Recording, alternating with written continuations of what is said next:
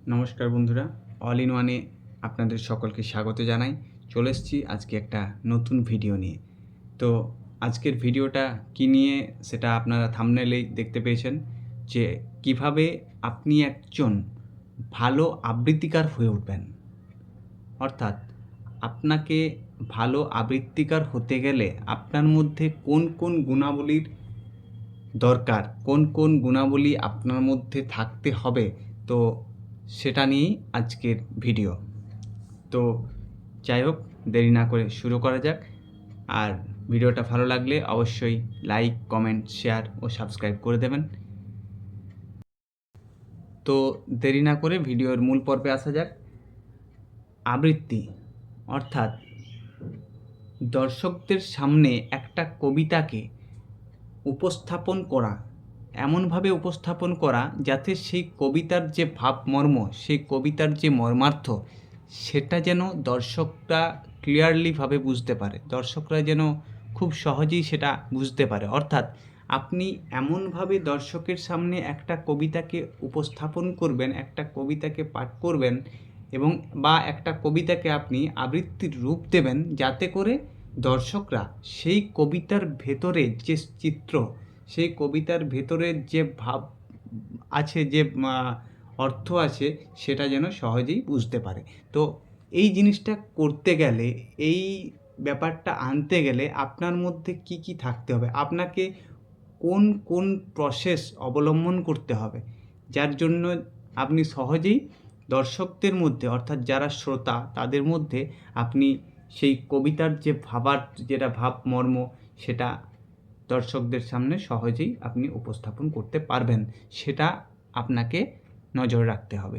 তো সেটার জন্য আপনাকে কি কি করতে হবে, সেই দিকগুলোতে এবার আসা যাক। প্রথমত, আপনাকে আপনার মনের মধ্যে থেকে ভয় কাটাতে হবে। দেখুন, এই ভয়ের যে ব্যাপারটা, এটা একটা কমন পয়েন্ট, অর্থাৎ এটা যে কোনো ক্ষেত্রেই প্রযোজ্য। আপনার মধ্যে যদি ভয় থাকে, তাহলে আপনি কিন্তু এইসব ব্যাপার আসতেও পারবেন না বা করতেও পারবেন না। সেটা আবৃত্তি হোক, সেটা একটা গান হোক, অর্থাৎ স্টেজের মধ্যে বা দর্শকদেরকে উদ্দেশ্য করে কোনো কিছু কার্যকলাপই আপনি করতে পারবেন না, যদি আপনার মনের ভেতরে ভয় থাকে। আপনাকে ফার্স্ট ওই ভয়টাকে কাটাতে হবে। ভয়টাকে সাইডে রেখে আপনাকে খোলা মনে দর্শকদের সামনে আসতে হবে, এবং একটা কবিতাকে আবৃত্তি আকারে রূপ দেওয়ার জন্য আপনাকে খোলা মনে সেটা উপস্থাপন করার যে ট্যালেন্ট, সেটাকে আপনাকে দেখাতে হবে। তো এই দিকটাতে আমাকে প্রাথমিকভাবে নজর রাখতে হবে। এটা হলো প্রথম পয়েন্ট। এবার আসি সঙ্গীত। অর্থাৎ সঙ্গীতের ক্ষেত্রে কিন্তু একটা ধরাবাঁধা ব্যাকরণ আছে, যেটা কিন্তু আবৃত্তির ক্ষেত্রে নেই। অর্থাৎ একটা কবিতাকে যখন আবৃত্তির রূপ দেওয়া হয়, তখন তার মধ্যে কিন্তু ধরাবাঁধা কোনো ব্যাকরণ থাকে না। অর্থাৎ একজন আবৃত্তিকার একটা কবিতাকে আবৃত্তিতে রূপ দেওয়ার জন্য তিনি যে কোনো প্রসেস অবলম্বন করতে পারেন।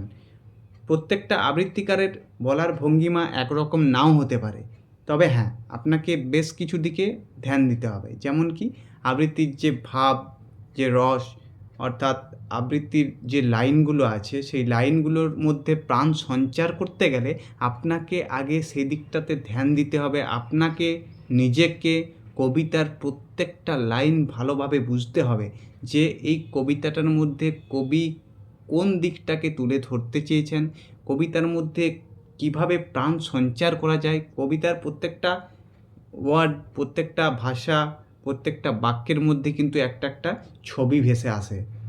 সেটা যদি আপনি গভীরভাবে চিন্তা করেন, গভীরভাবে মন থেকে যদি আপনি আবৃত্তিটাকে প্রকাশ করেন, বা মন থেকে যদি আপনি কবিতার প্রত্যেকটা লাইনকে পড়েন, দেখবেন আপনার অন্তরের মধ্যে দিয়ে আপনার চোখের সামনে সেই কবিতার যে ভাবার্থ, সেটার উপর ডিপেন্ড করে একটা চিত্র কিন্তু আপনার সামনে ভেসে আসবে।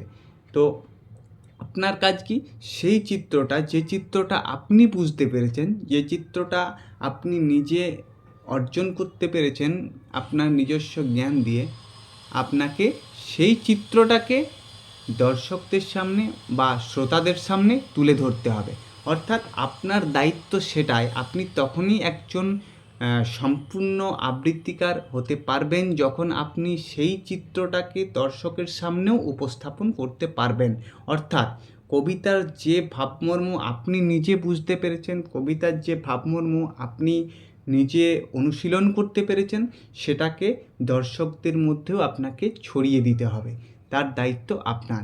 তো তার জন্য আপনি কিন্তু যে কথাটা এখনই বললাম, যে সঙ্গীতের ক্ষেত্রে যেমন একটা নির্দিষ্ট ইয়ে থাকে, স্বরলিপি থাকে, সঙ্গীতের ক্ষেত্রে যেমন একটা নির্দিষ্ট নিয়মকানুন থাকে, সেটা কিন্তু একজন যে আবৃত্তিকার তিনি যখন আবৃত্তি করেন তার কিন্তু কোনো নির্দিষ্ট নিয়মকানুন নেই।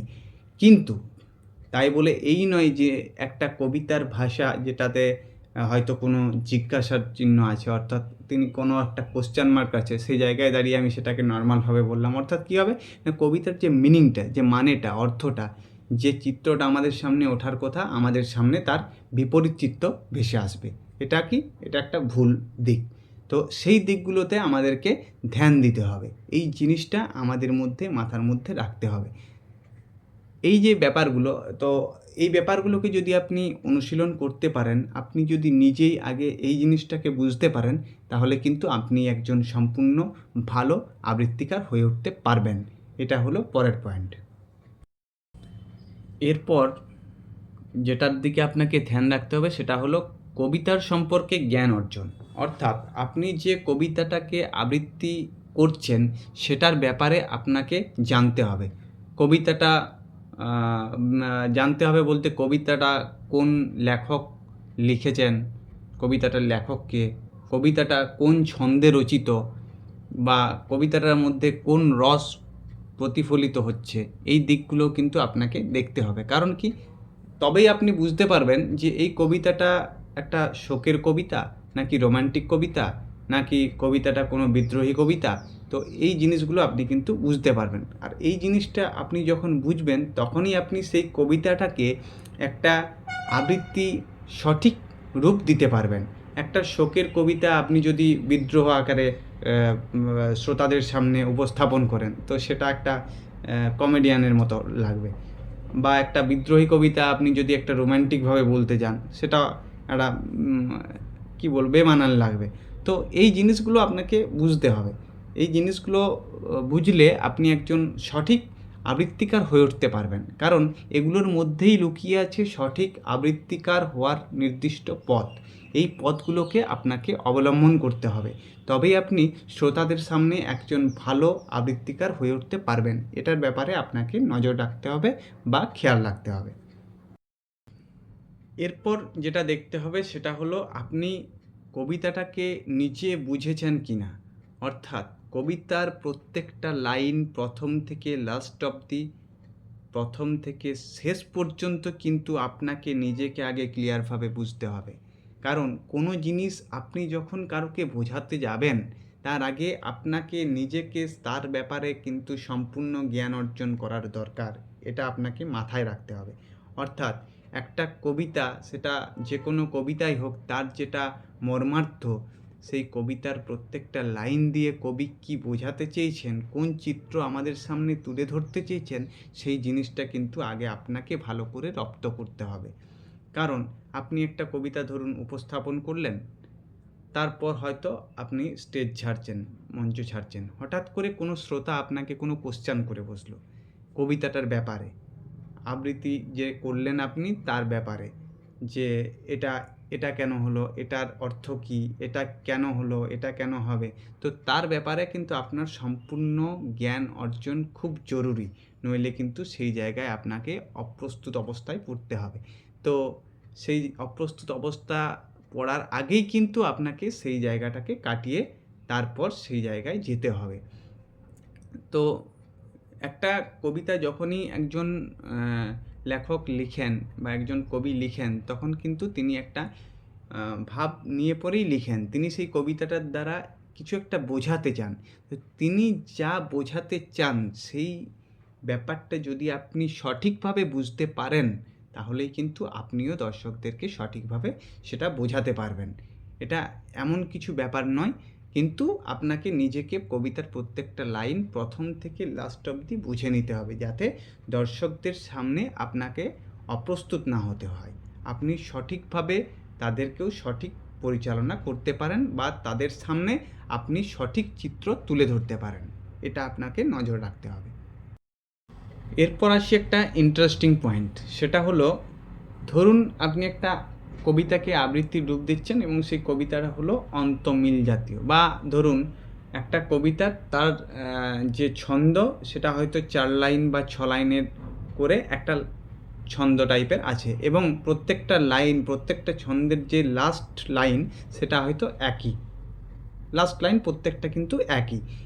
এবার আপনি সেই জাতীয় কবিতাকে যখন আপনি আবৃত্তির রূপ দিতে যাচ্ছেন, তখন সেই জায়গায় দাঁড়িয়ে ওই যে লাইনটা আছে সেই লাইনটাকে প্রত্যেকটা ছন্দে যদি আপনি একইভাবে বলেন, যদি একইভাবে বলার চেষ্টা করেন, সেটা কিন্তু একটা একঘেয়েমি লাগবে, অর্থাৎ দর্শকদের কাছে সেটা কিন্তু একটা বেমানান লাগবে।